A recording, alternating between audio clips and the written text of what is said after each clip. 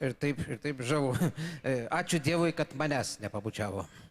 Jeigu kalbant, Artūrai, apie tave, tai visuotinai žinoma, kad tamsta esate užkietėjęs medžiotojas. Nu, ne tai, kad visai užkietėjęs, bet medžiotojas. Taip. O ką darytum, jeigu žmona neleistų į medžioklę važiuoti? Čia kaip ir neįmanoma būsena tokia. Kaip tai? Taip nebūna. Nu, įsivaizduokit, darykim prielaidą. Neįsivaizduoti, nei prielaidos daryti negalima. Mano žmona irgi kaip ir medžiotoja, tai jinai kaip ir negali net pagalvoti apie tai, kad manęs galima neleisti medžioklę. Pagalvoti jinai net negali. Paleiskit fantaziją. O jeigu?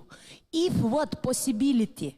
Nu, sakysi taip, jeigu jinai sugalvotų, ne tai, kad neleistų, jeigu jinai sugalvotų, pabandytų sugalvoti neleisti mane į medžioklę, tada aš,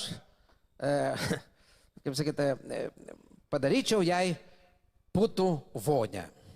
Čia dabar, tai ką nori pasakyti, kad putų vonė sulaikytų moterį? Montažinių putų sulaikytų. Makroflekso? Taip.